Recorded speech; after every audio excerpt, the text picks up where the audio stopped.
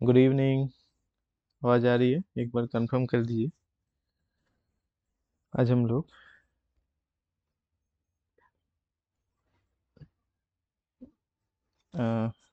Jam MS 2020 वाले question को discuss करेंगे, ठीक है। बाकी कोई भी ज्वाइन नहीं हुआ, ठीक है। आज का लेक्चर कितना ऊपर था, मेंशन भी है, PDF पे भी मेंशन कर देते हैं।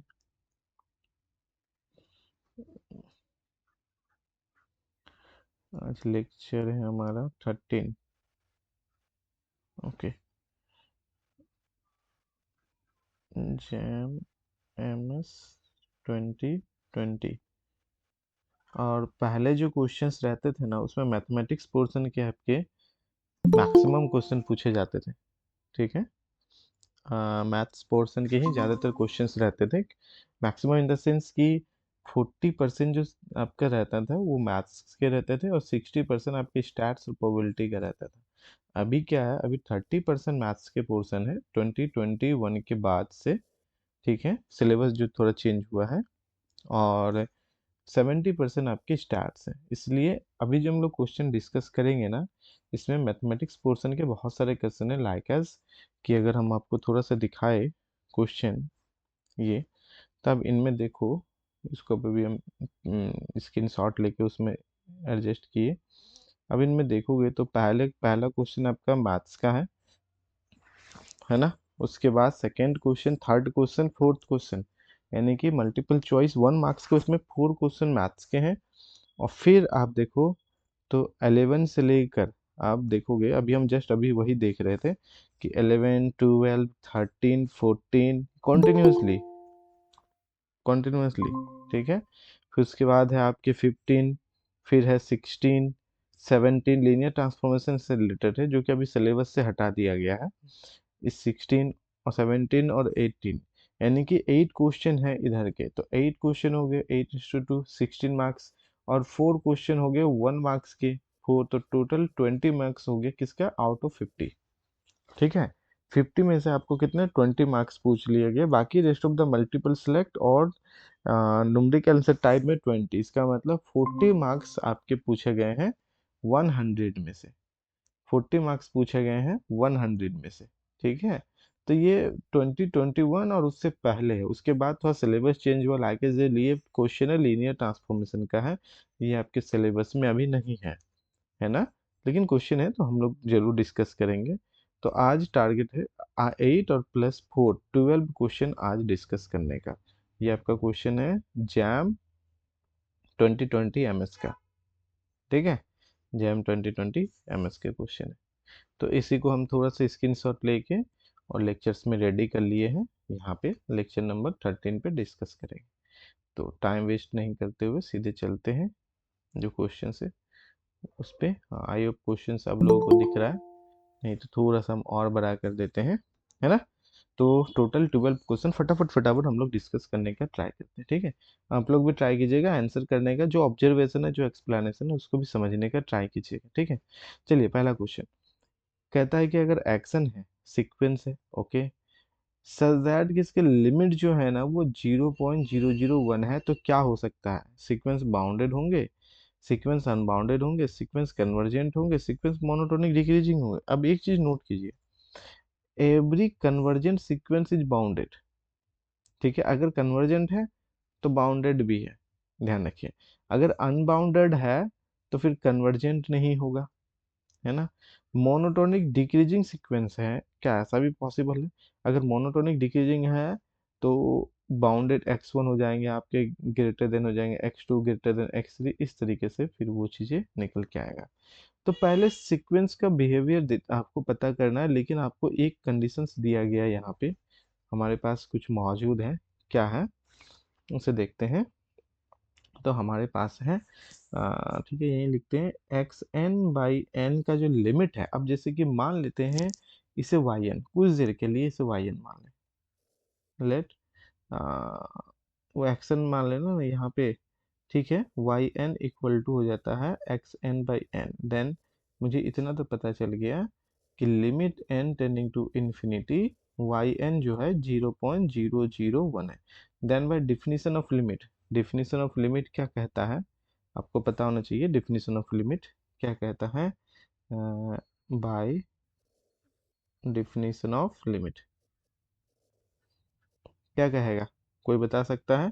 कि देयर एग्जिस्ट एक एप्सिलॉन मिलेगा greater than zero such that या हाउएवर स्मॉल कि मॉड ऑफ जो एक्शन तो नहीं वाई एन माने हैं, क्योंकि वाई एन कन्वर्जेंट हो गया ना, अगर Y N X N by N है तो वाई एन का लिमिट एग्जिस्ट कर रहा है, that means Y N convergent. तो डेफिनेशन ऑफ लिमिट बोलो या definition of convergent, every limit exist करने का मतलब हो गया सीक्वेंस क्या हो, कन्वर्जेंट हो। तो वाई एन और जो आपका 0.001 है, इसका डिस्टेंस अपसाइलन से छोटा होगा फॉर ऑल, आप मान लेते हैं N greater than equal to M. ठीक है, फॉर ऑल अपसाइलन, इसको थोड़ा सा और अच्छा से बेहतर करते हैं, इसको थोड़ा सा और बेहतर तरीके से लिखते हैं, एक मिनट। डिफिनेशन ऑफ लिमिट या for any epsilon, for any epsilon greater than zero there exist एक नेचुरल नंबर मिलेगा, ठीक है, सच दैट कि mod of Y N minus limit कितना है 0.001 less than epsilon for all N greater than equal to M. कहने का मतलब अगर एन को एम से बड़ा या इक्वल करोगे तो वाई एन और 0.001 के बीच में जो डिस्टेंस है, बेसिक डिफिनीशन से कर रहा है, ठीक है, वो क्या हो जाएगा, एप्सिलॉन से भी छोटा होगा। अच्छा, फॉर एनी एप्सिलॉन है तो एप्सिलॉन हम अपने मन से टेक कर सकते हैं। तो इसको अगर हम लोग ऐसे देखें तो माइनस ऑफ 0.001 से जो है आपके वाई एन जो है एल माइनस एप्सिलॉन है और एल प्लस एप्सिलॉन, तो ऐसा करते हैं 0.001 माइनस एप्सिलॉन जो है वाई एन, ये L plus epsilon 0.001 plus epsilon इनके बीच में बिलोंग करेगा, इनके बीच में बिलोंग करेंगे, इसके आगे। अच्छा, तो यहाँ से 0.001 माइनस एप्सिलॉन और यहाँ पे कितना है एक्सन बाई एन और यहाँ पे हो गया 0.001 plus epsilon. For any epsilon है, हम लोग कुछ भी टेक कर सकते हैं। तो चलिए टेक करते हैं एप्सिलॉन इक्वल टू सेम 0.001 हम लोग ले सकते हैं। डन, कितना हो जाएगा, लेफ्ट साइड में हो जाएंगे आपके जीरो, क्योंकि सेम है 0.001। फॉर एनी एप्सिलॉन है, ध्यान रखिएगा, फॉर एनी एप्सिलॉन डिफिनीशन यही कहता है। और यहाँ पे हो गया X N by N, right side में दोनों को ऐड करेंगे तो 0.002 है ना, 0.001 टू टाइम्स ऐड करेंगे, टू से मल्टीप्लाई हो जाएगा 0.002। चलो अब क्या करते हैं, तो सिंप्लीफाई करते हैं, एन जीरो को एन से मल्टीप्लाई कर देंगे तो कितना हो गया, तो यहाँ पे हो गया 0.002 एन, 0.002 एन, है ना, है ना।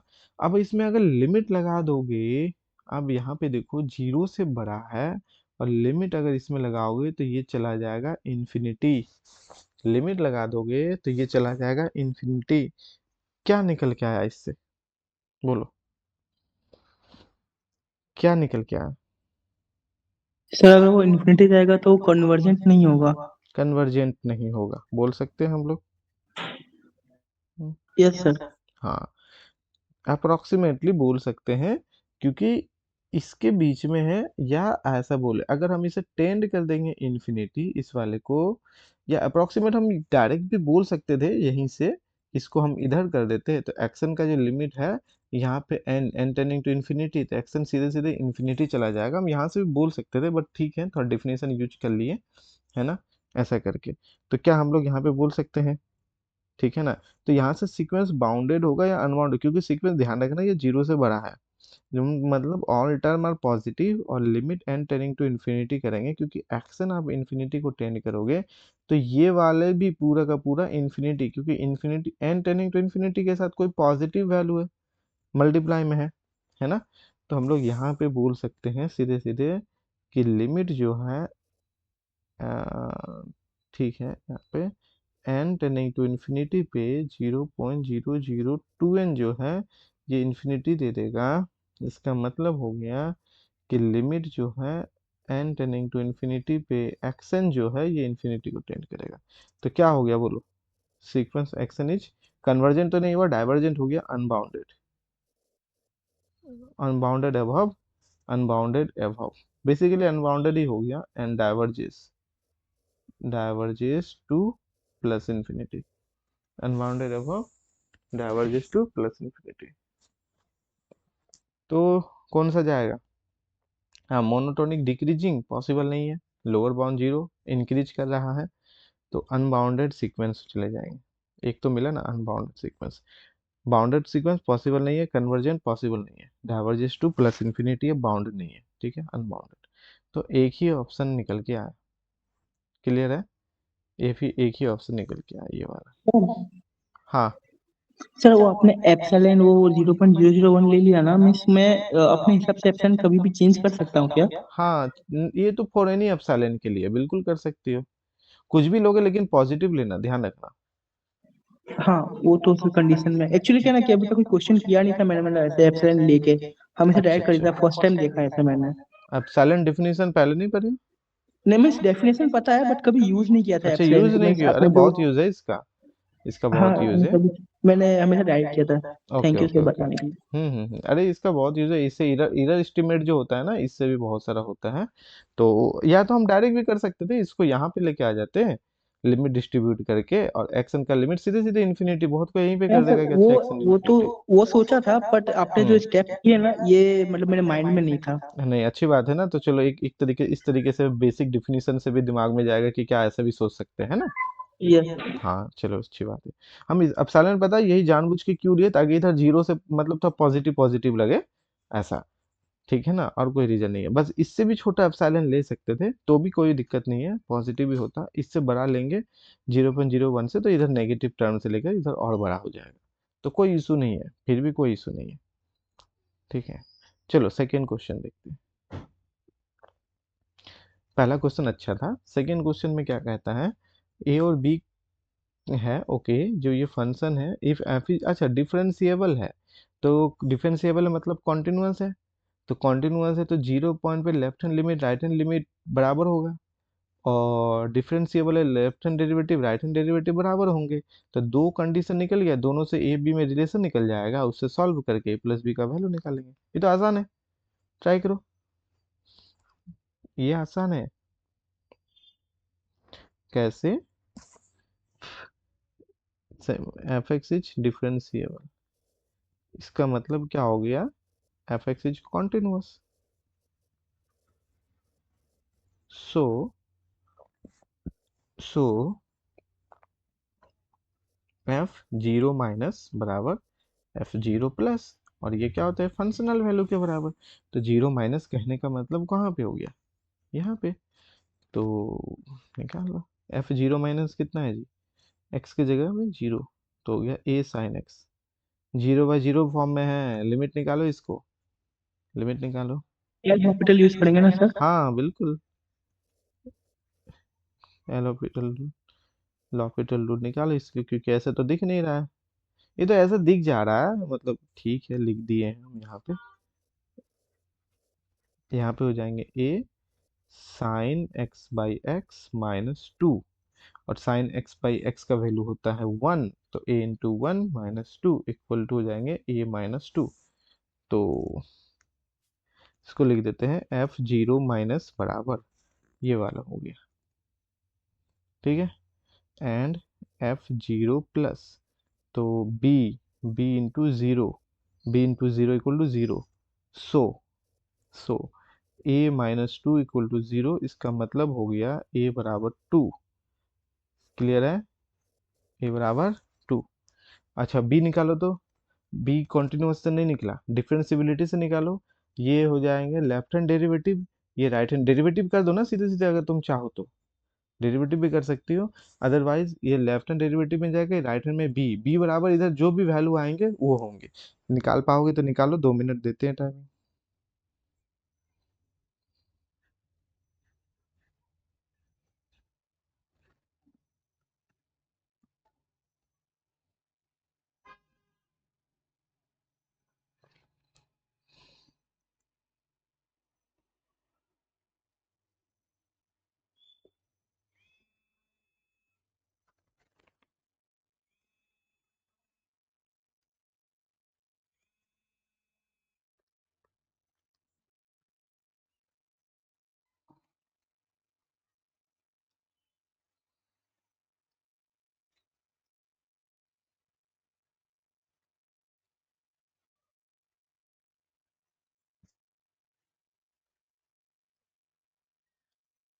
ट्राई करो, कैसे करोगे?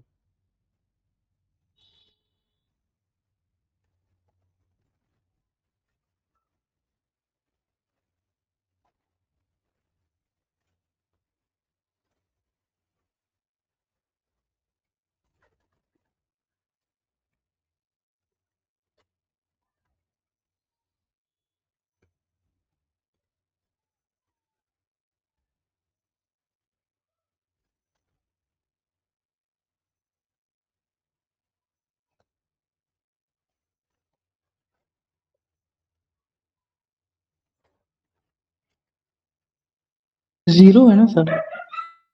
जीरो आ रहा है। हम अरे हम ट्राई नहीं किए, हम तुम लोग को ले छोड़े हैं फिलहाल के लिए। अभी देख लेते हैं, मुझे नहीं पता। जीरो आएगा, जीरो आएगा तो तुम्हारा ए प्लस जीरो बी ऑप्शन हो जाएंगे, क्योंकि ये तो टू आ चुका है ना। और अगर ये नेगेटिव सर आ रहा जीरो ही है, आएगा। जीरो आ रहा है, तो देखो राइट राइट में तो तुम्हारा बी है, इसमें तो कोई डाउट है ही नहीं। इसको डेरिवेटिव कर दो बी, इसको भी डेरिवेटिव सिंपल सा कर दो ना, और करना ही क्या है। ये वाला इसको डेरिवेटिव कर लो, और उसमें एक्स का वैल्यू जीरो रख दो, क्योंकि मुझे पता है डिफरेंशिएबल है। तो डिफरेंशिएबल है तो सीधे सीधे रख देते हैं, चेक क्या करना है ना। तो एफ डैश एक्स चेक करने की जरूरत नहीं है, डेरिवेटिव करो इसको। A sine X minus two X, तो उधर का तो टू, ये तो हो गया, इसका तो हो गया zero. Sign X by X का वैल्यू कितना आ गया, बस मुझे ये बता दो। ए साइन एक्स बाई एक्स का वैल्यू कितना आ गया? तो साइन एक्स का हो गया कॉस एक्स, डेरिवेटिव कर दें, एक्स को रख देते हैं, और फिर माइनस साइन एक्स को लिख दिए, वन बाई एक्स का minus one by x square हो गया, और क्या करना। ठीक है। जीरो के केस में, लेकिन इसमें पता है जीरो के केस में ना इसे फिर फाइंड करना पड़ेगा इसको, फिर लिमिट लगा के फाइंड करना पड़ेगा, और यहाँ हो जाएंगे बी, ये हो जाएंगे जब एक्स लेस देन जीरो, ये हो जाएंगे X greater than equal to zero, ठीक है ना। तो यहाँ पे इसका डेरिवेटिव हो गया बी, इधर वाले, और ये चीज़ इधर है। अब इसको यहाँ से सिंपली तुम्हें फाइंड करना पड़ेगा, लेकिन अच्छा ए का वैल्यू टू आ चुका है, ए का वैल्यू टू आ चुका है, उसको यहाँ पे लिख सकते हो। ठीक है। तो अब मुझे सिंपल सा इसका लिमिट बता दो, जीरो पॉइंट पे कितना हो जाएगा। Limit X tending to zero पे ए का वैल्यू टू है, ऐसा करना है करो, या डेरिवेटिव का चेक करके करना है वहां से करो, तुम्हारी मर्जी। तो ये हो जाएंगे टू, एक काम करो ना, यहाँ पे एक्स स्क्वायर कॉमन ही ले लो, तो हो जाएंगे टू, सॉरी, ए का वैल्यू टू है और यहाँ एक्स आ गया, तो two X cos X minus हो जाएंगे यहाँ से साइन एक्स। ठीक है। Two X cos X minus sine X, ये जीरो बाई जीरो फॉर्म में है। फटाफट से इसका लिमिट निकाल के दिखा दो क्या आता है। ठीक है। कितना आ जाएगा बोलो? टू कॉस एक्स और minus two X, cos x का होता है साइन एक्स, और यहाँ पे हो जाएगा कॉस एक्स, और नीचे हो गया टू एक्स, कटेगा उटेगा फटाफट, कुछ कैंसिल उंसिल हो गए। कितना आता है? जैसा भी करो। अब ये थोड़ा लगता है लेंदी प्रोसेस में ले लिया हम लोग। यहाँ पे कोई cos X minus two x sine x divided by two x. ठीक है। तो अभी भी तुम्हारा है। माइनस वन बाई टू आएगा सर। हम्म। माइनस में वन बाई टू आ रहा है। माइनस वन बाई टू आ रहा है, लेकिन एक प्रॉब्लम है ना, डिनोमिनेटर में देखो यहाँ पे कितना है जीरो पे, ये वन दे देगा, और ये जीरो, वन बाई जीरो, फिर नहीं नहीं नहीं गड़बड़ होगा। जीरो पॉइंट पे ये वैल्यू क्यों नहीं आ रहा है? एक सेकंड एक सेकंड एक सेकंड। ये एवरेज सेक्शन ना गलत लिखा है। हम्म। वही मुझे लग रहा है गलत है वो। हाँ सर, वो एवरेज सेक्शन है ना, हम्म। मीन्स शायद है ना, अपॉन में तो एक्स स्क्वायर ठीक है, अरे वो ऊपर टू में। को हम हटा दिए ना, इसका डेरिवेटिव जीरो कर दिए। ठीक है, इसको तो लिख सकते हैं ना ऐसा, ए के साथ में। इसको इसकी जो टू एक्स बाई एक्स है, तो माइनस टू करके इसका डेरिवेटिव जीरो कर दिए, ए साइन एक्स बाई एक्स का लिखे होगे। ठीक है। प्रॉब्लम क्या है पता है, ये ए जो है ना दोनों के साथ मल्टीप्लाई होगा, वो हम थोड़ा सा नहीं लिखे हम मिडिल ब्रैकेट में, ऐसा करके। बाकी कुछ कुछ नहीं है, सब सही है। ऐसा ना होगा, ये तो कांस्टेंट है, दोनों के साथ जाएगा, तो टू तो दोनों के साथ जाएंगे ना। वहां गलती कर दिए थे और कुछ भी नहीं था। ठीक है। और कुछ भी नहीं था। ए को बाहर करो, यानी कि टू बाहर हो गया, ए बाहर हो गया, जो भी हो। तो ए, और यहाँ से करो एक्स स्क्वायर, तो यहाँ पे हो जाएंगे x cos X minus sine X. ठीक है। ए तो बाहर हो गया, तो ए का वैल्यू 2 ही है, खैर कोई दिक्कत नहीं है। अब इसको कर दो, एक्स स्क्वायर का हो गया 2x, एक्स का हो गया 1 कॉस एक्स, और एक्स को रख देते हैं, कॉस एक्स का हो जाता है साइन एक्स, ठीक है, और साइन एक्स का होता है कॉस एक्स। अब देखो यहाँ पे कॉस कॉस कैंसिल हो गया, है ना, ये ओ तो दोनों ओके, को, हाँ मतलब ए बाहर है तो -1/2 है, तो हाँ, 2 -1 हो तो जाएगा। माइनस साइन एक्स बाई कितना हो गया यहाँ पे 2, साइन जीरो में कितना हो गया 0, इसका मतलब पूरा का वैल्यू ही 0 हो गया। तो सो कि तुम्हारा मतलब एफ डैश जीरो माइनस जो है 0 है, और एफ डैश जीरो प्लस जो है वो है बी, इसका मतलब हो गया बी बराबर 0, ऐसा बोल सकती हो, ठीक है ना, ऐसा बोल सकती हो। तो बी बराबर हो गया आपके 0, ठीक है, ए बराबर 2, बी बराबर 0। हाँ, थोड़ा गलती कहाँ कर दिए थे फर्स्ट में, जो ए है ना ये कॉमन होगा दोनों में, हम सिर्फ ए कॉस के साथ मल्टीप्लाई किए थे, कॉमन हो जाएगा ना, कैसे भी करो। अच्छा तुम्हें चेक करना है डिफिनीशन से, तुम डिफिनीशन से जा सकते हो, डिफिनीशन पता है ना, limit H tending to zero, F zero minus H minus F zero divided by minus H.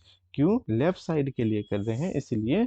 अभी लेफ्ट साइड के लिए हो गया, राइट साइड के लिए तो तुम चाहो तो यहाँ पे प्लस करके भी कर दो, यहाँ प्लस कोई इशू नहीं है, क्योंकि ऑलरेडी ये लेफ्ट के लिए ही वर्क कर रहा है। तो तुम चाहो इसमें तो ये दोनों प्लस करके भी कर दो, कोई इशू नहीं है, ठीक है, क्योंकि फंक्शन ऑलरेडी डिस्ट्रीब्यूटेड है, ठीक है। तो ये चीजें हैं, बात समझ में आई। तो यहाँ से भी जब निकालोगे ना इसका वैल्यू, वो जीरो ही आने वाला है, ठीक है, जीरो ही आने वाला है। ओके ओके ओके ओके, ठीक है। तो यहाँ से कितना आ गया, बोलो। So A plus B equal to 2 + 0 equal to 2, तो बोले तो ऑप्शन सी, 2 बोले तो ऑप्शन सी, क्लियर है। चलो नेक्स्ट यस सर। क्वेश्चन है ना, नेक्स्ट क्वेश्चन देखो क्या कहता है। इसमें कहता है आपका area, the area of the reason bounded by the curve, एक कर्व यहाँ है एक कर्व यहाँ, एक तो पाराबोला है x4 माइनस। देखो रीजन तो ड्रॉ करना थोड़ा डिफिकल्ट होगा, क्योंकि हाँ एक्स स्क्वायर x4 में है, बट इंटरसेक्शन पॉइंट तो निकाल सकते हैं, दोनों कॉमन है 0, तो दोनों इंटरसेक्ट करता है 0 0 पे। इंटरसेक्शन अगर दोनों कर्व का देख लें, एक है y1 इक्वल टू x⁴, या यूँ कहें कि इसमें से एक्स स्क्वायर कॉमन लेते हैं तो x² - 2, एंड अगर y2 देख लेते हैं तो 2x², तो 0 पॉइंट पे तो मीट करेगा ही 0, और x के वैल्यू यहाँ पे +- √2 पे भी 0 होगा, है कि नहीं, एक तो 0 पॉइंट पर, एक +- √2 पे जाएंगे, ठीक है। तो ये एक कर्व है, ये एक कर्व है, दोनों के बीच का रीजन चाहिए। अब मुझे ये बताओ, ये दोनों कर्व के बीच में कोई दूसरा पॉइंट आता है जहाँ पे इंटरसेक्ट करता है, एक तो 0 पे कर रहे हैं, ठीक है, एक तो पाराबोला है, ये वाले पाराबोला, ये वाले कौन से कर्व है, ये वाले कौन से कर्व है, अगर बता दोगे तो काम बन जाएगा। अच्छा नहीं बता पाएंगे एग्जाम में तो कैसे करेंगे, कैसे करेंगे, बस तुम इतना देख लो कि दोनों कर्व के बीच में कोई भी इंटरसेक्शन पॉइंट तो नहीं ना आता है। अगर नहीं आता, एक तो 0 पे आ रहे हैं, 0 ओरिजिन पे है, उसके अलावा कहीं, तो सीधे सीधे क्या करेंगे, x का वैल्यू हम वहां से लेकर वहां तक कर देंगे, ठीक है। अब यहाँ पे देखो x का वैल्यू जो है प्लस माइनस, अब इसमें देखो कर्व ट्रेसिंग में बहुत सारा चीज आएगा, इंक्रीजिंग है, डिक्रीजिंग है, कनकेव अपवर्ड है, कनकेव डाउनवर्ड है, मैक्सिमा है, मिनिमा है, ठीक है, एसिम्पटोड से, तब जाके आप इसको क्या कर सकते हो, कर्व को ट्रेस कर सकते हैं। पहले इंटरसेक्शन पॉइंट्स देख लेंगे, एक्स इंटरसेप्ट कहाँ पे है, तो एक 0 पे है, एक -√2 पे है, एक +√2 पे है, इस तरीके से कुछ है, ठीक है।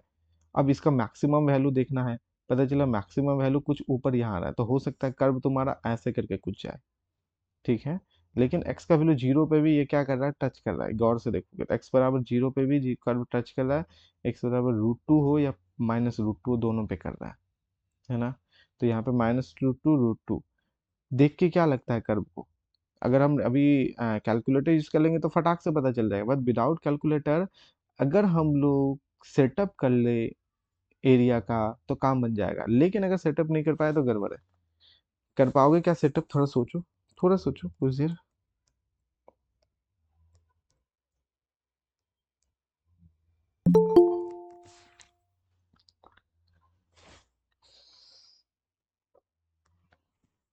एक मिनट सोचो, हाउ टू सेटअप एक्स का रेंज क्या होगा।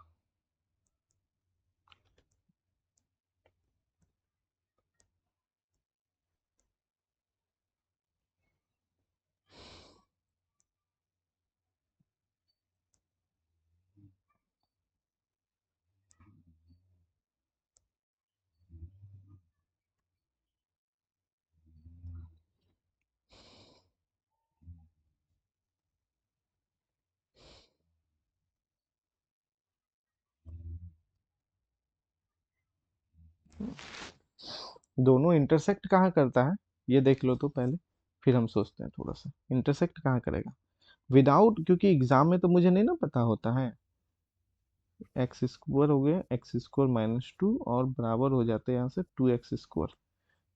एग्जाम में तो पता होगा नहीं कि भाई यहाँ इंटरसेक्ट कर रहा है कि यहाँ कर रहा है।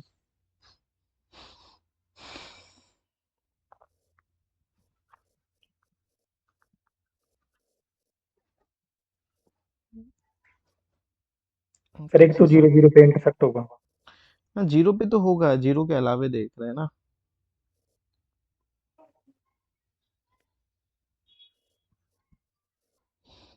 प्लस माइनस टू भी निकल के आ गया ना।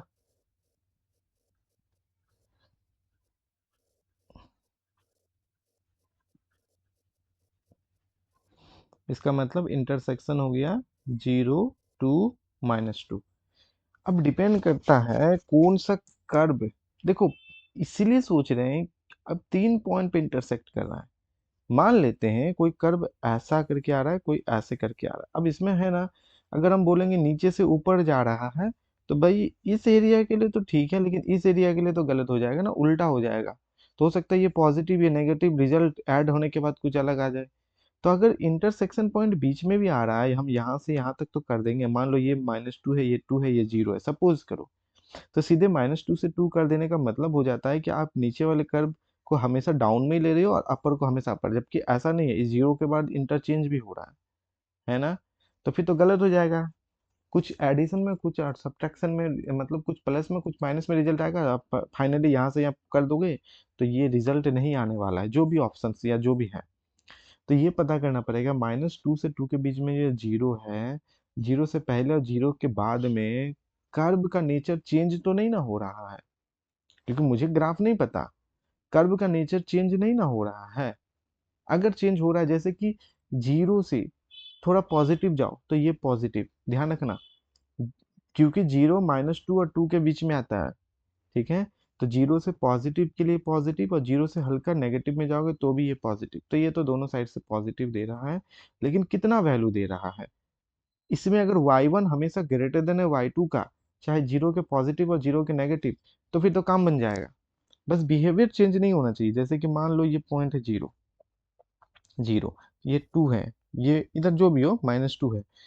जीरो के अगर तो आप इधर लोगे तो देखो एक कर्व ऊपर है, और जीरो से जस्ट अगर राइट साइड जाते हैं तो वो कर्व डाउन में चला गया, मतलब नेगेटिव वैल्यू देने लग गया एज कंपेयर, या कम वैल्यू देने लग गया, मिनिमम वैल्यू देने के लग गया एज कंपेयर दिस।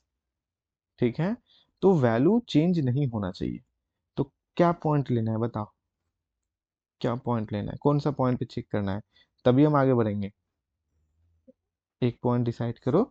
तो जीरो से पहले तो राइट साइड के लिए चेक करते हैं, ठीक है ना। एट एक्स इक्वल टू ऐसा ले लो, वन पे ले लो, वन पे सबसे अच्छा, क्योंकि टू और -2 के बीच में वन है। और एट एक्स इक्वल टू -1 पे भी लेंगे। तो वन पे मुझे ये बता दो y1 का वैल्यू क्या आएगा। वन पे वन माइनस वन का स्क्वायर वन, वन -2 -1 आ जाएगा। एंड y2 का वैल्यू तो वन पे कितना आएगा, टू। इसका मतलब होता है y1 लेस देन y2। अच्छा। और एट एक्स इक्वल टू -1 पे बता दो। तो -1 पे भी सेम वैल्यू है, -1 का स्क्वायर वन माइनस -1 का स्क्वायर वन हो गया। तो ये भी -1 है, और -1 का भी स्कोर में सेम टू सेम दे देगा, ये y2 ही आ जाएगा, जो कि तुम्हारा 2 है। तो वही वाले बात हो गए, बिहेवियर चेंज नहीं हुआ ना। चाहे हम जीरो के लेफ्ट साइड लिए या जीरो के राइट साइड में लिए, बिहेवियर चेंज नहीं हुआ। ऐसा नहीं हुआ कि y2 लेस देन y1 हो गए नीचे में, हुए नहीं हुए। इसका मतलब जीरो कोई इम्पैक्ट नहीं कर रहा है। तो हम सीधे सीधे -2 से 2 ले लेंगे लिमिट, और चूंकि y2 बड़ा है तो अपर लिमिट y2 और लोअर लिमिट y1 कर देंगे। ठीक है, ये ऑब्जर्वेशन है विदाउट ग्राफ ड्रॉ की। ठीक है, सो सो एरिया क्या हो जाएगा, एक्स का वैल्यू -2 से, नहीं तो ब्रेक करना पड़ता है बीच में, -2 से 0, 0 से 2, और y बराबर हो जाएंगे y1 नीचे, y2 बड़ा है, y2 हो जाएंगे, यहाँ पे हो गया dy dx, इसका मतलब हो गया -2 से 2, यहाँ पे y2 माइनस y1 और हो गया dx। ठीक है, ये चीजें हैं। अच्छा, y2 माइनस y1 वैल्यू निकालो जी, थोड़ा सा इसको नीचे कर देते हैं। बोलो यहाँ पे वैल्यू, -2 से 2, y2 कितना है 2x², y1 कितना है x⁴। अच्छा, घटाना ही तो है, माइनस माइनस प्लस हो जाएगा, -x⁴ प्लस 2x², ये ना हो गया 2x² माइनस, हो गया ना, हाँ ठीक है। और क्या, यहाँ पे ये तो पॉजिटिव है, 2 2 4 हो गए, x²x³ बाई 3 माइनस x5/5।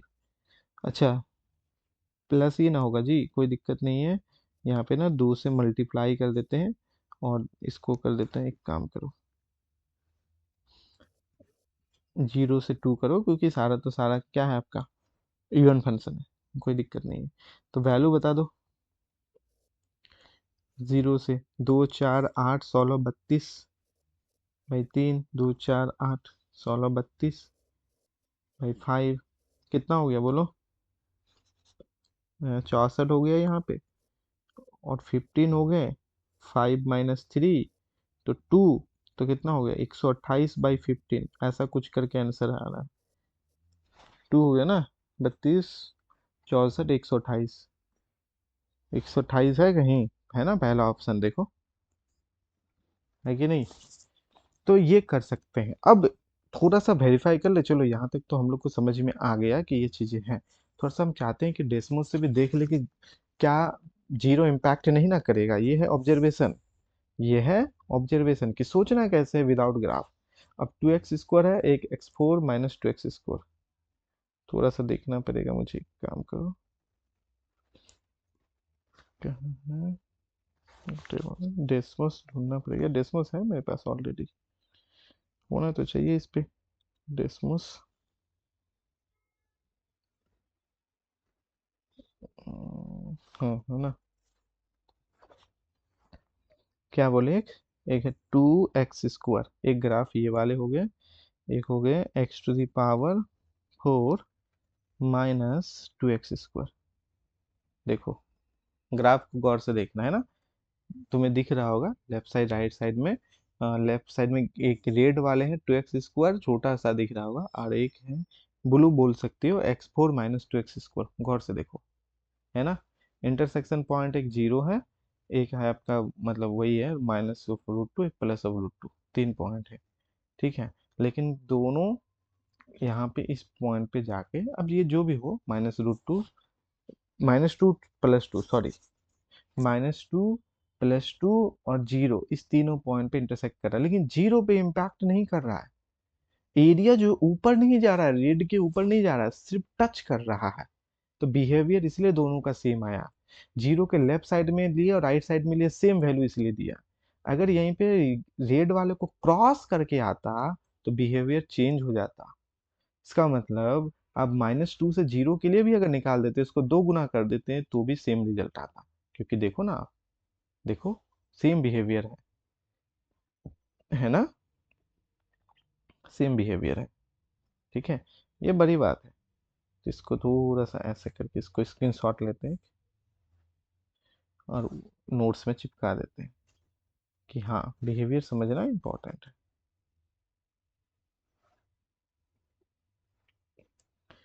चलिए,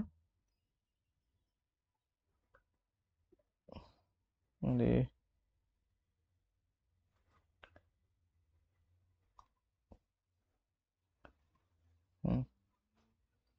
नोट्स में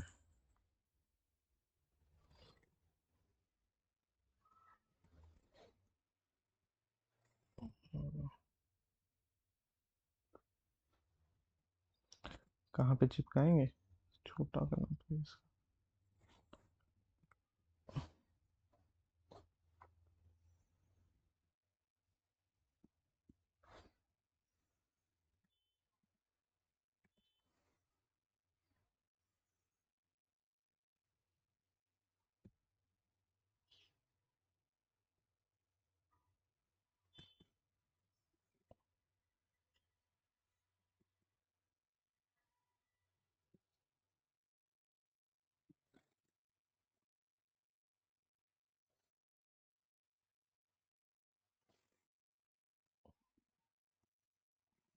है ना, ये चीजें तुम्हें दिख रहा होगा। ठीक है, तो बिहेवियर दोनों का सेम है। ये पॉइंट्स ये पॉइंट्स हो गए आपके -2,8, मतलब -2 से जाएंगे, ये हो जाते हैं 2,8। और जहाँ पे एक और point intersection, this is our 0,0, जहाँ इम्पैक्ट नहीं किया, तो एरिया जो हमारा था ये वाला था, और इधर है, तो दोनों का बिहेवियर यहाँ पे और यहाँ पे सेम ही है। अगर चेंज होता, सपोज करो ये क्रॉस करके ऐसे आता, तो जहां भी क्रॉस था इंटरसेक्शन में या कहीं पे भी, या हो सकता था ये ऊपर नीचे हो इस पॉइंट पे, दोनों पे, मुझे नहीं पता ना ग्राफ क्या है, तो फिर यहाँ से यहाँ के लिए अलग से करते, इधर अलग होता, लिमिट्स चेंज हो जाता। ठीक है, ये जरूरी है जानना, ये जरूरी है जानना। चलो जी, टाइम लग रहा है बट चीजों को समझ के फटाफट फटाफट कर रहे हैं। Option number 4, sorry, question number 4, देखो क्या कहता है। सिस्टम ऑफ लीनियर इक्वेशन है, इसको तुम लोग बोलो तो जल्दी से 2 मिनट में। ऊपर वाला क्वेश्चन इस सब में टाइम दिए क्योंकि चीजों को समझना है, इसको बोलो 2 मिनट में।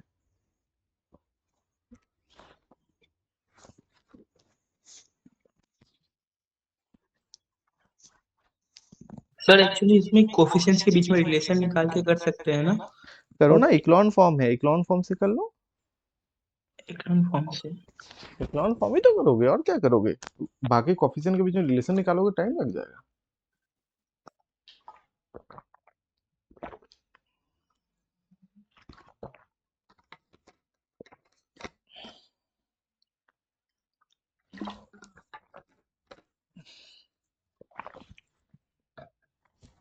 इक्लॉन फॉर्म पता है ना।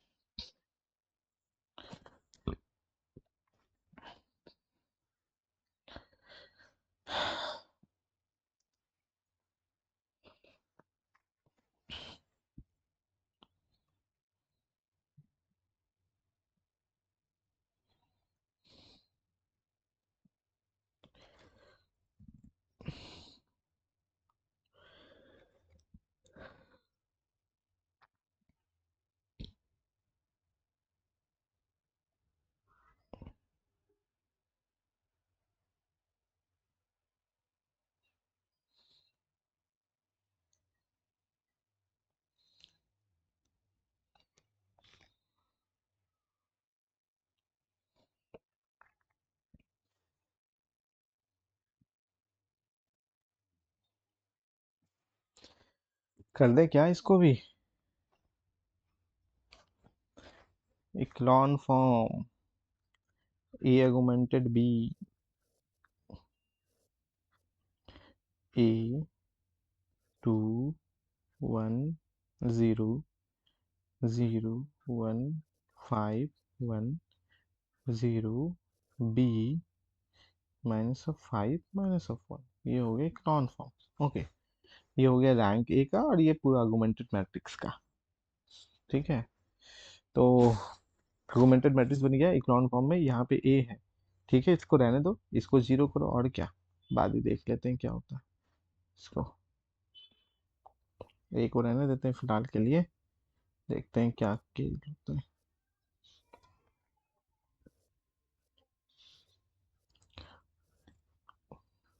क्या कर दिए पता है, सेकेंड रो में बी से मल्टीप्लाई करके थर्ड रो से सब्ट्रैक्ट कर दो। सेकेंड रो में बी से मल्टीप्लाई करके थर्ड रो से सब्ट्रैक्ट कर दो, या सेकेंड रो से थर्ड रो कर दो बी से मल्टीप्लाई करके, वो भी हो जाएंगे। तो यहाँ पे हो जाएंगे 5b + 5, और इक्लॉन फॉर्म में, और इधर हो जाएंगे, इसको बी से मल्टीप्लाई किया ना, तो बी और बी से मल्टीप्लाई सब्ट्रैक्ट, बी से मल्टीप्लाई करके सब्ट्रैक्ट कर देंगे। ऐसा हो गया, होगा कि नहीं होगा, चाहे माइनस में लो या प्लस में लो। ठीक है, अब इसका रैंक देखो, इतना ध्यान रखो, ए अगर 0 हो भी जाए या ए 0 ना भी हो, फर्क नहीं पड़ेगा। सी हो जाएगा इसमें तो।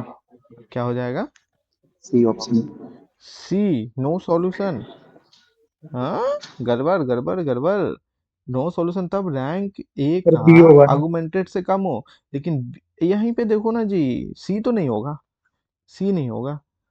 If if B equal to -1, गौर से देखना, बी का वैल्यू -1 में ये भी जीरो हो जाएगा और ये भी जीरो हो जाएगा। तो B equal to -1, then rank of A जो है वो 2 के बराबर है और सेम टू सेम अगुमेंटेड का भी हो जाएगा। क्यों? क्योंकि ये दोनों सेम टाइप से लीनियरली फॉलो कर रहा है। यहाँ पे 5 कॉमन लो तो बी, इसको ना ऐसा लिखते हैं, 5 कॉमन लेते हैं, आर आर थ्री सर दैट R3 प्लस R2 करते हैं तो जो भी करो कोई प्रॉब्लम नहीं है, तो माइनस हो जाएगा दोनों में। ठीक है, देखो मेन टारगेट था मेरा इसे जीरो करना, तो हम इसे जीरो कैसे करेंगे, ये बी को जीरो कैसे करेंगे, ये वाले बी को। तो हमने क्या किया ना, R2 में B से मल्टीप्लाई करके चाहे R3 से R2 सब्ट्रैक्ट करो या R2 से R3 सब्ट्रैक्ट करो, फर्क नहीं पड़ेगा। या तो ये यहाँ भी माइनस हो जाएगा और यहाँ भी माइनस हो जाएगा, बस यही डिफरेंस होंगे ना, और क्या होंगे, सोच के बताओ मुझे। हाँ या ना, हाँ या ना। अगर वैसा करोगे तो यहाँ एक माइनस होगा और यहाँ एक माइनस हो जाएगा, बाकी तो सेम ही रहेगा। बोलो, क्लियर है कि नहीं है? तो ये चीजें हैं, तो वही आने वाले हैं। तो हमने क्या बोला, अगर b का वैल्यू -1 है तो ये भी जीरो ये भी जीरो, तो दोनों का रैंक 2 हो गया। इसका मतलब क्या हो जाएगा, इसका मतलब क्या हो जाएगा कि ये अगर सॉल्यूशन है तो कितने सारे सॉल्यूशन आएंगे, यूनिक सॉल्यूशन हो जाएगा। यूनिक हो पाएगा। नहीं, इन मैनी सॉल्यूशन होगा, मैनी सॉल्यूशन इस केस में। इन्फाइनिटी मेनी सॉल्यूशन हो जाएंगे। ऑप्शंस में यूनिक बोल रहा है B-1 में। अच्छा, व्हाट अबाउट ए, तो ए कुछ भी हो जाए, कहाँ फर्क पड़ रहा है, ये इसी दोनों में तो रैंक 2 हो गया, तो अगुमेंटेड का भी 2 हो जाएगा। तो ए अगर जीरो हो नन जीरो हो कोई फर्क ही नहीं पड़ेगा, तो बी इक्वल टू -1 में इन्फाइनिटी मेनी सॉल्यूशन हो जाएगा। इसका मतलब हो जाएगा infinitely many solution, many solution. इसी में ए फॉर एनी ए के लिए, तो इनफाइनाइटली मेनी सॉल्यूशन हो गया किसी भी ए के लिए, इसको भी लिख दे क्या, फॉर एनी ए, कुछ भी आप ले लो फर्क ही नहीं पड़ेगा आर से। क्यों? क्योंकि इसका रैंक यहीं से 2 हो जाएगा, इसी से देख लो ना, इसी से 2 हो जाएगा। तो इसका मतलब पहला गलत हो गया, क्योंकि b का वैल्यू -1 पे ये कहता था। अच्छा, b का वैल्यू 1 कर देते हैं, तो this is non zero, also this is non zero, तो इसका रैंक कितना हो जाएगा, इधर वाले का रैंक कितने हो जाएंगे। हाँ, उस दोनों का केस में थ्री थ्री हो ए जाएगा। जीरो नहीं होना चाहिए, ए जीरो नहीं होना चाहिए। तो b का वैल्यू अगर 1 करते हैं तो यहाँ हो जाएंगे 10। ठीक है, 10 हो गया, तो ये नन जीरो है, ये नन जीरो है, और अगर ए भी नन जीरो रह गया तो रैंक हो जाएंगे 3, तो आर्गुमेंट 3 यूनिक, बी पॉसिबल है। बोलो, बी पॉसिबल है कि नहीं है? If if B equal to 1, then rank of A बराबर होंगे rank of A augmented B जो कि 3 है, for any, for any A जो आर से तो है लेकिन जीरो को छोड़ के, जीरो को छोड़ के ये जीरो नहीं होना चाहिए। क्यों? क्योंकि अगर ये जीरो हो गया तो इसमें देख लो, ये नन जीरो है तो दो ही रैंक होगा ना, कॉलम रैंक दो ही हो जाता है इस वजह से। ठीक है, तो गड़बड़ हो जाएगा, आर्गुमेंटेड का 3 चला जाएगा लेकिन इसका 2 हो जाएगा, गड़बड़ हो जाएगा। बात समझ में आ रहा है? इसका मतलब क्या हो गया कि अगर बी 1 है तो दोनों का रैंक 3 हो जाएगा, ए कुछ भी ले लो जीरो को छोड़ के, इसका मतलब ये -1 भी ले सकती हो, यहाँ पे 1 रहता है, 3 5 डजंट मैटर। ठीक है, इस केस में क्या हो जाएगा बोलो, यूनिक सॉल्यूशन। तो ये ऑप्शन तो सही हो रहा है कि नहीं हो रहा है, ये ऑप्शन तो सही हो रहा है। अब बी जीरो, अरे बी जीरो भी कर दो फर्क नहीं पड़ेगा, तब भी यूनिक होगा, बी जीरो कर दो तब भी यूनिक होगा। या यू कहें कि हम ऐसा लिखते हैं, यहाँ पे ऐसा लिखते हैं, अ, इसको ना और जनरल कर देते हैं ताकि अलग अलग क्वेश्चंस के लिए भी आप समझ पाओ। अगर b -1 नहीं है, जैसे ही आपने कहा b-1 नहीं है मतलब ये जीरो नहीं है, इसका मतलब b-1 नहीं है और a जीरो नहीं है, उस केस में यूनिक ही होगा। b-1 नहीं है और a जीरो नहीं है, उस केस में हमेशा यूनिक होगा। तो इस केस में भी, अच्छा, b जीरो a जीरो, इस केस में क्या होगा, इन्फिनिटी मेनी सॉल्यूशन होगा। ये तो गया, तीसरा भी गया। ठीक है ना, B0 A1, A1 unique solution. तीसरा खत्म हो जाएगा इसी से। गलत। हाँ या ना? बी जीरो माइनस वन नहीं है, ए वन जीरो नहीं है, यूनिक होगा। खत्म। कहता है इनफाइनटली मेनी सॉल्यूशन अगर ए जीरो हो जाए और बी भी जीरो हो जाए। बी जीरो हो जाएगा यहाँ पे, कोई बात नहीं, यहाँ वन आ जाएगा, यहाँ फाइव आ जाएगा और ए जीरो हो जाएगा, क्या होगा कोई बता सकता है? बोलो तो। आइदर नो सॉल्यूशन और इंफिनिटली मेनी सॉल्यूशन अवेलेबल। थोड़ा नीचे कर देते हैं ना इसको, एक सेकेंड। चलो, इसी उसी में से ले रहे हैं। If if A zero and B zero, then A zero and B zero, ठीक है। तो ए जीरो, तो ये तो गया, और बी भी जीरो, ठीक है। ए जीरो और बी का वैल्यू जीरो, तो हो गया फाइव, और यहाँ पे हो गया वन। इस केस में कितना आ जाएगा बोलो? तो रैंक ए कितना है? दो। रैंक ए कितना है? दो। ये कहता है इनफाइनाइटली मेनी सॉल्यूशन, तो रैंक ऑफ ए जो है इस केस में दो है। एंड व्हाट अबाउट अगुमेंटेड, मुझे बताओ अगुमेंटेड का कितना होगा? 3 हो जाएगा, थ्री हो जाएगा। क्यों? तो आप नो इस, ऑब्जेक्शन हो जाएगा। हाँ आप चाहो तो एक यहाँ पे है, इस तीनों में देख लो ना कम से कम, ये तीनों में देख लो। हम लोग चाहे तो इसे भी जीरो कर सकते हैं, इसके हेल्प से कर सकते हैं कि नहीं कर सकते हैं? ठीक है ना? तो एक दो तीन, यहीं पे तुम इस देख लो, इस थ्री बाई थ्री का, तो तुम्हारा डिटर्मिना नन जीरो है। देख लो, तो हो जाएगा नो सॉल्यूशन। इसी इसी में देख लो, क्योंकि आर्गुमेंटेड ये पूरा का पूरा है। आर्गुमेंटेड ये है, थ्री बाई फोर है, इसमें तीन कॉलम नन जीरो है, ठीक है। तीन कॉलम नन जीरो है। सिर्फ नन जीरो उस केस के लिए नहीं बोल रहे, तुम इसे चाहो तो जीरो कर दो, यहाँ से कर दो, कोई दिक्कत नहीं। आ जाओ, हम तुम्हें इसमें बता देते हैं सिमिलर करके। Zero two one zero, zero two से मल्टीप्लाई करो जी, जीरो नीचे टू से मल्टीप्लाई, टेन से वन गया नाइन, टू से मल्टीप्लाई करो टू, फिर यहाँ पे जीरो जीरो, यहाँ हो गया फाइव वन, ये आया ना? चलो, zero two one zero, zero zero nine two, zero zero, यहाँ जीरो और यहाँ कुछ आएगा जो कि नन जीरो आएगा, कौन उतना करने जाएगा? यहाँ जीरो कर देंगे, इसको नाइन से कर दो, इसको फाइव से कर दो, और क्या।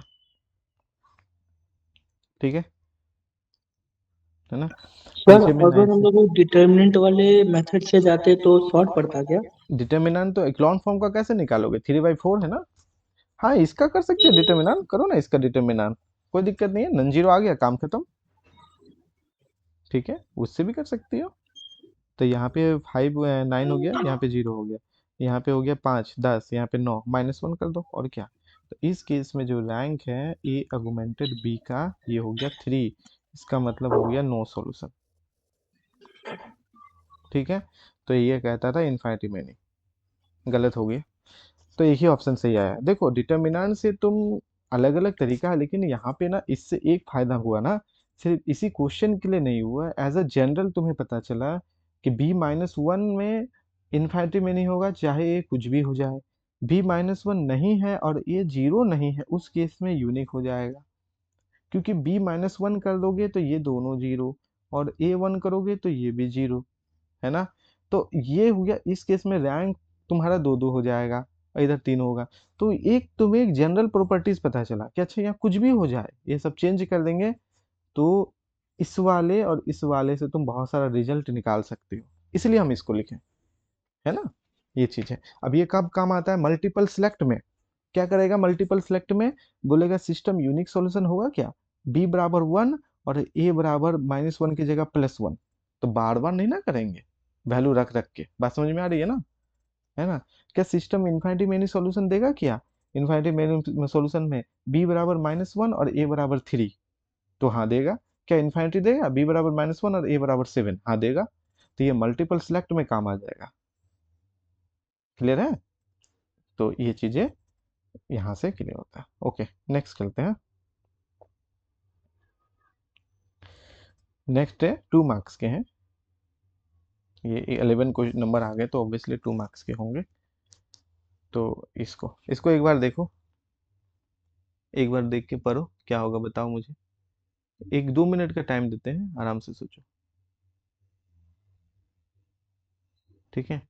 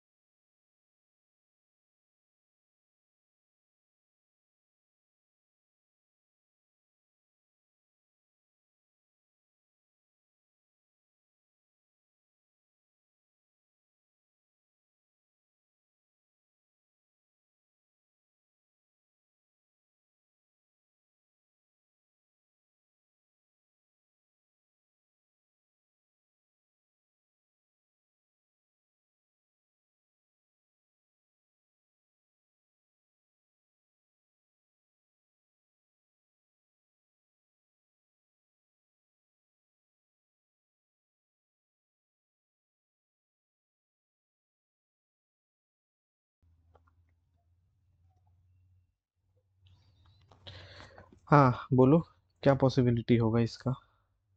सर इसमें अगर और टर्म्स होंगे तो अगर उनका सीक्वेंस लिखें तो वो तो इंक्रीजिंग होगा, अगर सीक्वेंस एन का इवन टर्म्स लिखें तो वो डिक्रीजिंग सीक्वेंस बन रहा है। हाँ तो तो कुछ ऐसा ऐसा हम पढ़ा निकल चुके हैं रहा ना जी, इसका तो लिमिट हम डायरेक्ट बता चुके हैं, याद है कि नहीं है? हाँ, है। एपीजीपी नहीं सर वाला। याद नहीं। अरे कैसे काम चलेगा? लिमिट है ये, कॉपी निकालो, देखो। ये हम बता चुके हैं, A1 + 2A2/3। कुछ याद आया? और अगर सीक्वेंस an+1 बराबर ऐसा होता, an × an−1, इस केस में क्या होता? सीधे सीधे कॉपी से है ये क्वेश्चन। यहाँ होता A1 × A2 का स्क्वायर पर पावर 1/3। कुछ याद आ रहा है? किया हुआ है क्वेश्चन में, odd term increase, even term decrease, घटेगा घटेगा, इधर से ये इधर से जाएगा, ये इधर से जाएगा, बीच में एल कहीं कन्वर्जेंट होगा। और इसमें डायरेक्ट अगर एल रखने का ट्राई करोगे तो काम नहीं करेगा, क्योंकि एल बराबर L + L/2 सेटिस्फाई कर जाता है। कहाँ से निकालोगे? बात समझ में आ रही है कि नहीं? एकलव्य 1 में प्रॉपर पढ़ाया हुआ है क्लास नोट्स में। और हम बोलते थे ये सबको याद करो, ये ना अक्सर काम आएगा। देखो सीधे सीधे पूछ लिया। और टर्म इवेंट टर्म चाहे A1 A2 कुछ भी हो जाए, फर्क नहीं पड़ेगा। और ये प्रॉपर लिखाए हुए हैं, प्रॉपर तरीके से। मुझे याद नहीं है कौन से लेक्चर्स में है, जाके देखना। सीक्वेंस जब स्टार्ट हुआ था ना, उसके पहले या दूसरे ही लेक्चर में है, पहले या दूसरे ही लेक्चर में। ठीक है, तो बताओ यहाँ से लिमिट कितना होगा? अभी हम नहीं करेंगे, उतना टाइमिंग से क्यों करेंगे, वहाँ बहुत अच्छा से पढ़ाए हैं एकलव्य 1 में। ठीक है, पहले या दूसरे लेक्चर में ही है सीक्वेंस के। और वो प्रॉपर अलग से भी हम नोट्स वगैरह दिए हुए हैं। तो कितना हो जाएगा बोलो? 1 + 14/3 कितना हो गया? हाँ, 15/3 तो 5 आ गया, और क्या?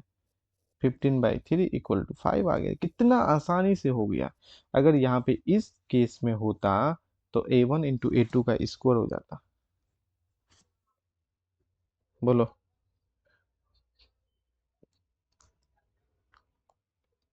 ठीक है।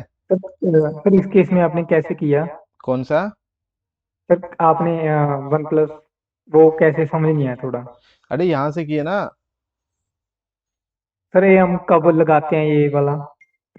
अरे ये क्वेश्चन ही है, हम सीधे सीधे लिखे हुए हैं। अगर an+1 बराबर an × an−1/2 रहेगा फेबोनाची सीक्वेंस में, ठीक है, तो इसका लिमिट जो है ना यही होता है। ये हम प्रॉपर बताए हुए हैं। जैसे तुम बोले ना, ऑड टर्म इंक्रीज कर रहा है, इवन टर्म डिक्रीज कर रहा है, तो बीच में एल होगा।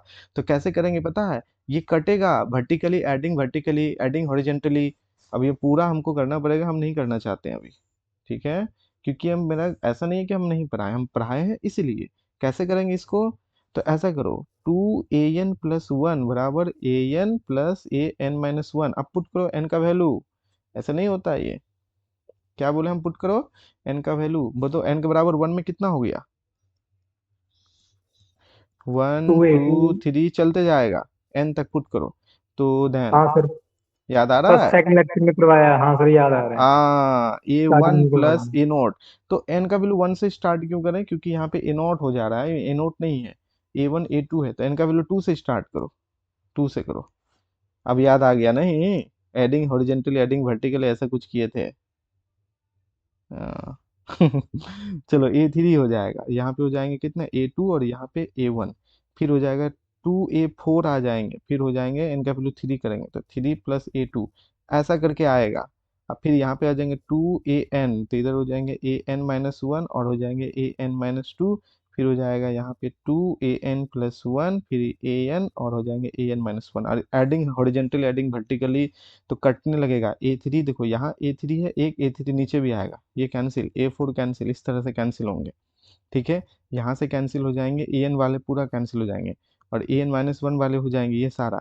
ठीक है ना, एक तुम्हारा सिर्फ यहाँ पे जो है an+1 वाला 2 में ऐड रहेगा। तो जब तुम एडिंग करोगे, हम ये रफली कर रहे हैं, ठीक है ना, वर्टिकली, तो क्या दिखेगा तुमको इस साइड में, यहाँ पे ध्यान रखना, an+1 कट जाएगा, an-2, एक an इधर तुम्हारा, जैसे तुम इधर करोगे तो इधर में एक an बच जाएगा।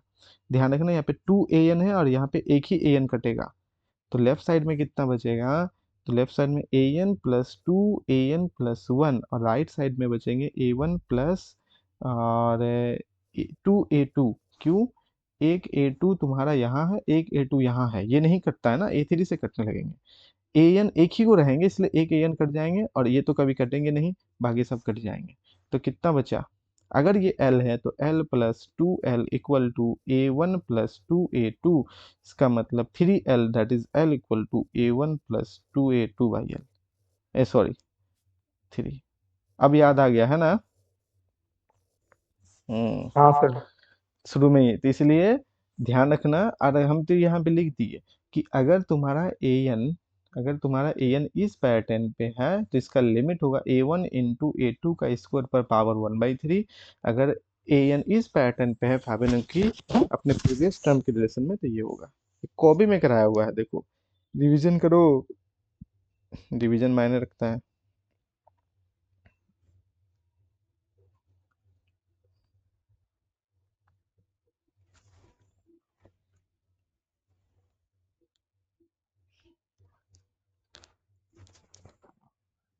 ठीक है, नेक्स्ट क्वेश्चन जी, which of the following series is convergent, बोलो कौन कौन सा कन्वर्जेंट होगा। सर इसमें बी पार्ट तो डाइवर्जेंट होगा, क्योंकि वो e⁻⁻1 है, तो वो नॉन जीरो एलिमेंट उसका, तो वो उससे डाइवर्जेंट आ जाएगा। कौन सा पार्ट, ये वाला, सर बी पार्ट, बी ये वाले, हाँ ये तो जी डाइवर्जेंट सर। है बाय नेसेसरी कंडीशन, जीरो नहीं आएगा, जी सर। सर जीरो नहीं इसका आएगा। ए पार्ट भी हो जाएगा। हाँ तो फटाफट इसका ए ऑप्शन बता पार्ट दो ना, इसमें कितना हो जाएगा, limit n tending to infinity 1 plus sorry 1 minus 1/n⁴n, ये होता है e इनवर्स, जीरो नहीं है तो by necessary condition, by condition से पूरा नाम ही लिख देते हैं, नेसेसरी कंडीशन से जो सीरीज है, सीरीज इज नॉट कन्वर्जेंट, ये तो खत्म हो गया। पहला वाला बोलो, ये भी तो नहीं होगा जी, सेम केस, सेम केस है या ना, क्योंकि 5 4 से बड़ा है।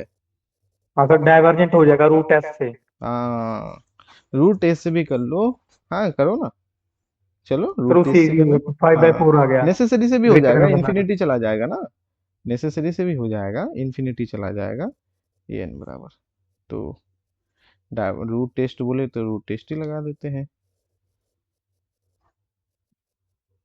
n कैंसिल हो गया, n कैंसिल हो गया, कितना हो गया बोलो, तो 5+1/n और नीचे हो जाएंगे 4+1/n, इसका लिमिट हो जाएगा 5+0, 4+0 equal to 5/4 greater than 1, so series an is divergent. आगे बोलो,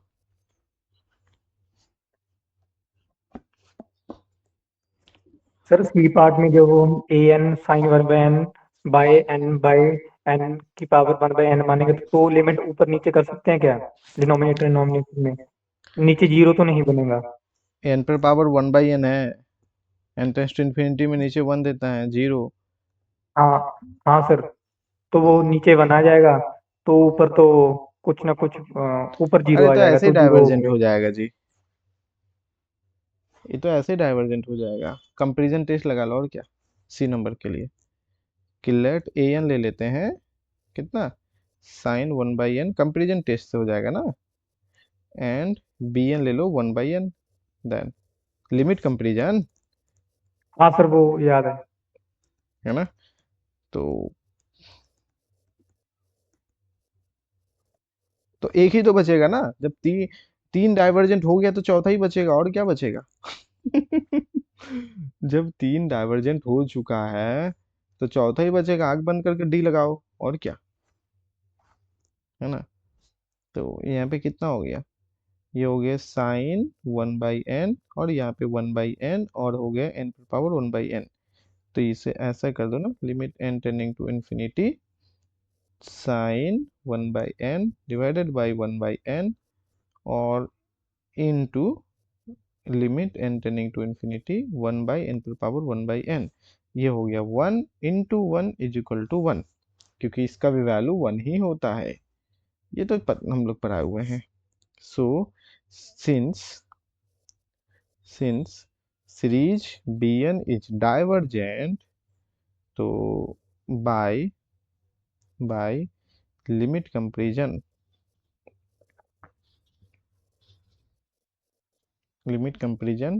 test series an also divergent. ठीक है, जब तीन खत्म तो चौथा हो जाएगा कन्वर्जेंट। चौथा तुम लोग खुद सोचना कैसे कन्वर्जेंट होगा, ये एज एक्सरसाइज रखे, सारा थोड़ी कर देंगे, लेकिन बता तो दिए ना, ठीक है ना। चौथा कन्वर्जेंट हो जाएगा, कैसे होगा सोचना, ठीक है। नेक्स्ट क्वेश्चन देखो, ये बताना आराम से सोच के, ठीक है। कन्वर्जेंट होगा 100%। अरे कॉस n सर टेंस टू होगा इन्फिनिटी में ना, ये zero, n tends to infinity में 1 - 1 चला जाएगा, आगे कर लेना, और क्या। सर लिमिट कंपैरिजन टेस्ट भी हो जाएगा। बी एन को हम हाँ, 1/√n मान लेंगे तो उसे जीरो लिमिट आ जाएगा, तो वो उसे एंड अरे वैसा कर बी लो, एन या उससे कन्वर्जेंट है अच्छा तो। काम करो ना, इसको ना cos थीटा, जैसे cos थीटा को ना एक्सपेंशन होता है 1 - θ² 2 factorial, 1 1 cancel, theta square that is 1/n², और यहाँ √n है तो नीचे 1/n⁵ बस हो गया कन्वर्जेंट। कंपेरिजन जी टेस्ट सर। किसी से भी कर लो, वो हो जाएगा, कोई बहुत बड़ी बात सर नहीं। सी पार्ट, सर हम सी पार्ट रूट टेस्ट से हो सकता है क्या? किससे? रूट टेस्ट से सी पार्ट। रूट टेस्ट में तो ऑलरेडी 1/n है, और क्या करोगे इसको, 1/n है रूट टेस्ट में, फिर हाँ क्या करोगे 1/n, और तो n बस पर पावर सर। 1/n² हो जाएगा एक तरीके से, है ना, n सर इंटू रेशियो n। टेस्ट से बोल रहा था, सॉरी रूट टेस्ट नहीं, रेशियो से। रेशियो से सोच के देखो, हो जाएगा आई थिंक, सोच के देखना। थोड़ा लेंथी होगा सर हाँ लेंदी होगा। थोड़ा। जी सर ठीक है। ये क्या है, अच्छा दो क्वेश्चन सर एक ये साथ तो हो मर्ज हो जाएगा। गया, हाँ एक सेकंड, दो क्वेश्चन एक साथ मर्ज हो रहा था ना, इसलिए।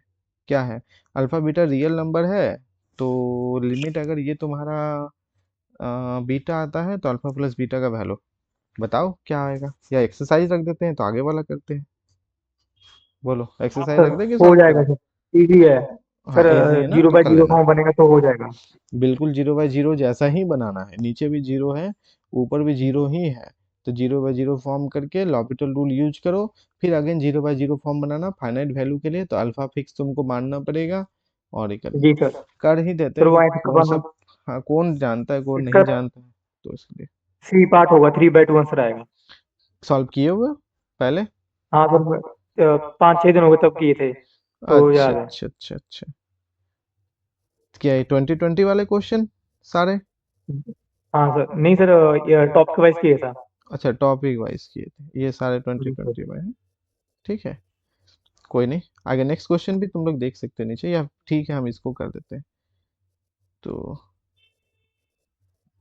लॉपिटल रूल इसको दो, tan का कितना होता है जी, sec² 2x, और 2 अल्फा हो गया, साइन का हो जाता है cos अल्फा x, और यहाँ पे हो जाता है x हो जाएगा ना, x को रख देते हैं 1 - cos 2x, 1 - cos 2x को फॉर्मूला से चेंज ही कर देना ज़्यादा बेहतर है, या ठीक है रहने दो, 1 - cos 2x हो गया, इसको रख दिया, x का हो गया 1, प्लस x को लिख देते हैं, और cos का हो जाता है माइनस साइन, तो यहाँ पे हो जाता है 2, और साइन 2x, ठीक है, ऐसा कुछ करके। अब एक्सटेंडिंग टू जीरो पे ये आना चाहिए, नीचे तो जीरो है, नीचे जीरो है। ये sec जीरो का वैल्यू कितना होता है?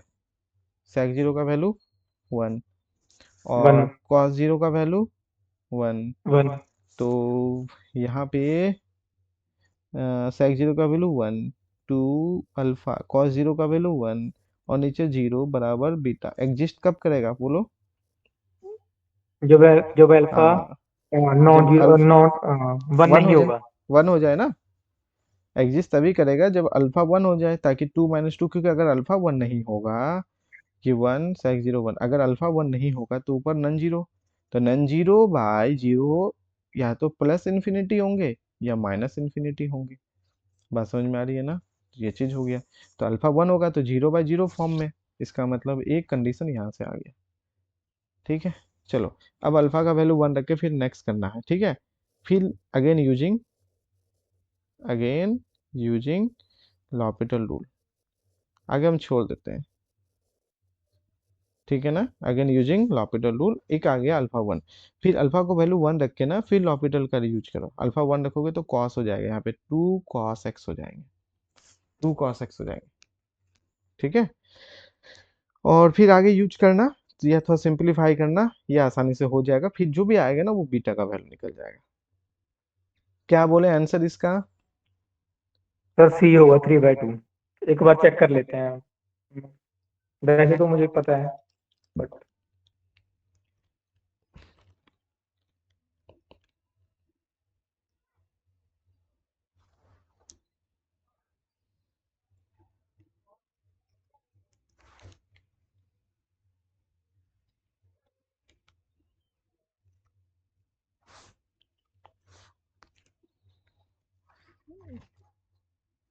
नहीं, 3/2 नहीं होगा, 5/2 होगा, क्योंकि बीटा जो है ना तुम्हारा 3/2 निकल के आएगा। जब ऐसे करोगे ना आगे, ये बीटा जो है ये 3/2 निकल के आएगा, ठीक है। तो दोनों से वैल्यू अगर देख लेते हैं, अल्फा प्लस बीटा 1 प्लस 3/2 5/2, 5/2 होगा, 5/2 देख लिए हम, बाकी छोड़ दिए तुम्हारे लिए, बट ये 5/2 होगा, ठीक है। करना इसको आराम से सोच के, हड़बड़ाना नहीं है। इसको हम एज एक्सरसाइज रखते हैं, इस तरह का क्वेश्चन हम बहुत सारा कराए हैं एज जी सर हो एक्सरसाइज, जाएगा ये तो। ठीक है। ये नीचे में क्या यूज करना है? पोलर यूज करना, using polar, polar coordinates, polar coordinates use करना है, क्योंकि नीचे सर्कुलर है इसीलिए। x equal to R cos theta using polar coordinates as path, path polar coordinate use करना, y equal to R sine theta. तो अब बात समझ में आ ही रहा है कि X square plus Y square equal to R square, ठीक है। तो ओरिजिन पे जीरो जीरो कहने का मतलब आर टेंडिंग टू जीरो। तो इसको कौन सा पाथ यूज करोगे? As a polar path use करो, आसानी से कॉन्टिन्यूअस पार्शियल डेरिवेटिव जो भी आना हो ये आ जाएगा। नहीं पता इसका क्या है, बट जो भी आना हो वो आ जाएगा, ठीक है। सर सी डिफरेंशिएबल होगा से इसका, क्या होगा? C part. सी। सॉल्व किए हो जी सर, इसको? हाँ सर किया हूँ, वो ही देख रहा हूँ, उसी से बताया। तो कहने का मतलब डिफरेंशिएबल नहीं है, इसका मतलब कॉन्टिन्यूअस होता है, पार्शियल एग्जिस्ट कर जाता है ना, पार्शियल एग्जिस्ट कर जाता है, कॉन्टिन्यूअस हाँ है, सर। लेकिन डिफरेंशिएबल नहीं है। मतलब जीरो जीरो पे कंपेयर करते हो वो जो हम लिखाए थे कंपेयर में एप्सिलॉन 1 एप्सिलॉन 2 करके, शायद वो जीरो जीरो टेंड नहीं करता होगा। ऐसा क्वेश्चन हम कराए हैं क्लास में और भी पीवाईक्यूज में, तो हम इसको छोड़ रहे हैं। ऐसा क्वेश्चन हम बहुत सारा कराए हैं, ठीक है, करवा चुके हैं। नेक्स्ट क्वेश्चन बढ़ते हैं, इसलिए हम छोड़ दें उसे। इसको बताओ ये क्या होगा, सोचो आराम से। The volume region bounded by the paraboloid is given by, अच्छा, अल्फा क्या होगा और बीटा क्या होगा?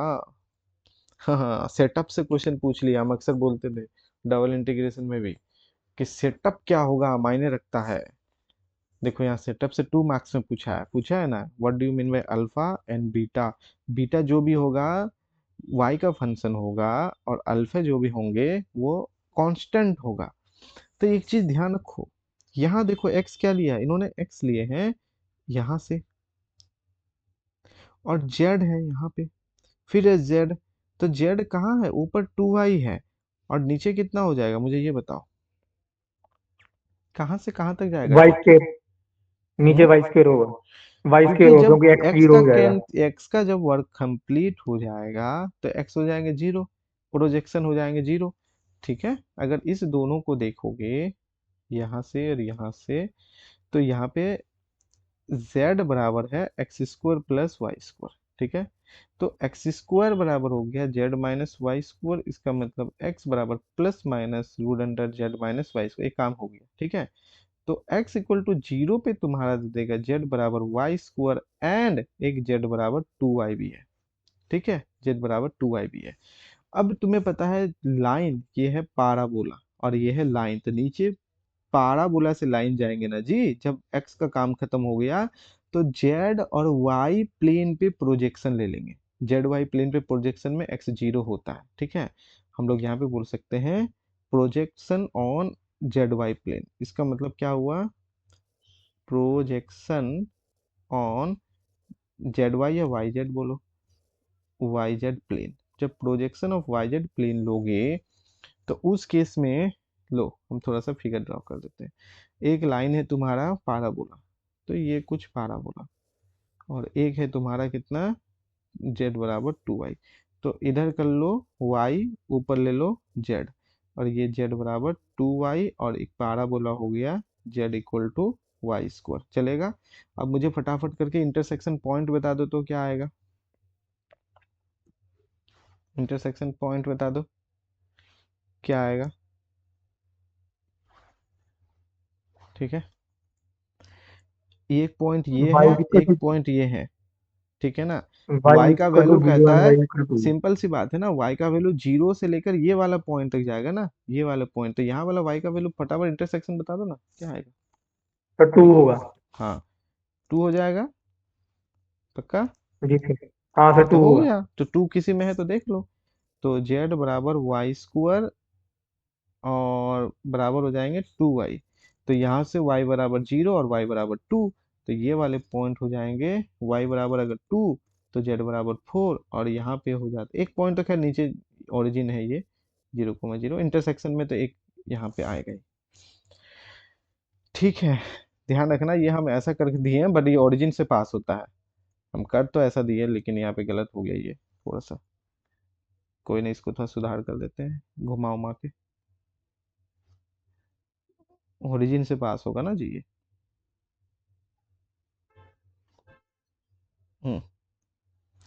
पास तो होगा ओरिजिन से।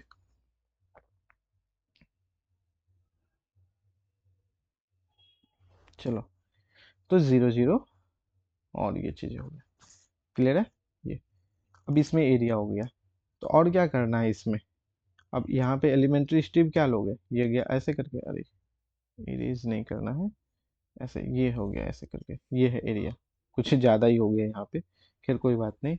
एलिमेंट्री स्ट्रिप क्या लेंगे तो कहता है नीचे से ऊपर, नीचे से ऊपर, तो पाराबोला से लेकर लाइन, तो पाराबोला से लेकर लाइन में, ये पूरा समझा दिए, ऐसे तो फटाफट कर सकते हैं।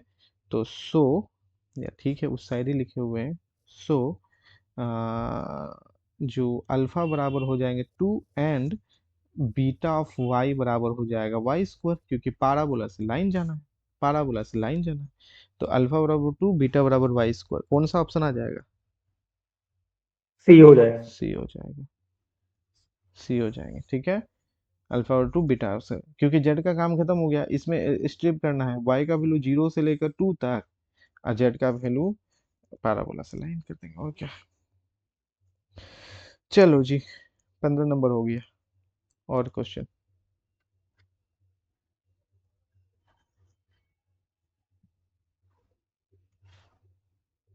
सर ये तो हो जाएगा, हो जाएगा, कर देते हैं फटाफट एक्स करके। Minus one whole square plus Y square is equal to 0, hmm, enter 1 0 and हाँ तो जो भी हो बाकी बनाओ, आशीष बनाओ तो ठीक है, जब शांति से फाइनली मुझे आंसर बताना है, कमेंट करना, ठीक है। 2 मिनट देते हैं हम सबको जो भी अभी लाइव है, अभिजीत, सुमित, आशीष, बताओ इसका आंसर क्या होगा, कमेंट करना, या जब हो जाए तो मुझे बताना। ABCD ऑप्शन जो भी है कमेंट करना, ठीक है। 2 मिनट शांति से।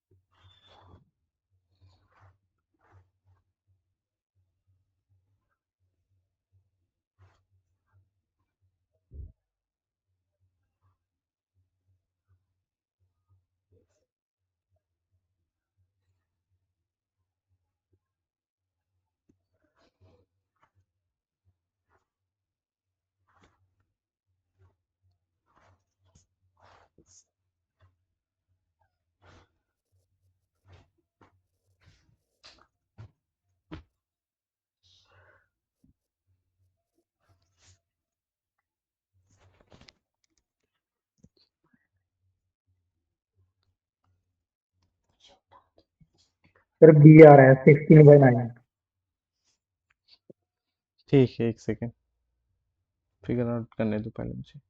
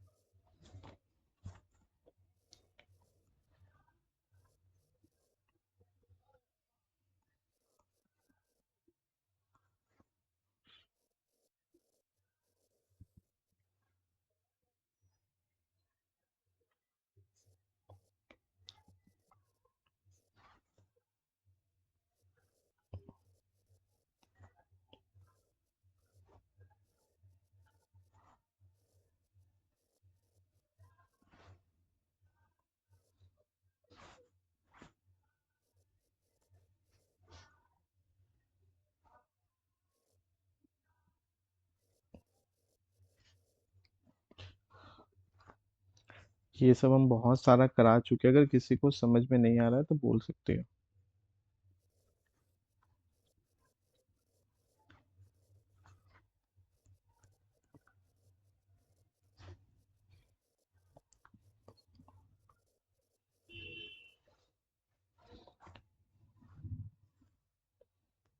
एग्जाम में तो अब तक कब का कर दिए होते हैं, बट यहाँ पे लिख रहे हैं ताकि तुम लोग अच्छे से समझोगे इसलिए।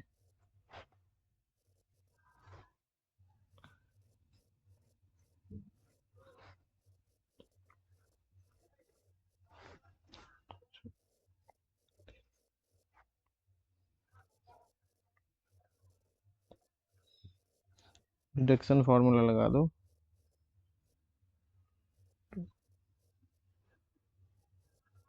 सिक्सटीन बाई 9 है। जी सर। रिडक्शन फार्मूला से। ठीक है, तो ऐसा कर सकते हैं हम लोग। ठीक है, ऐसा कर सकते हैं।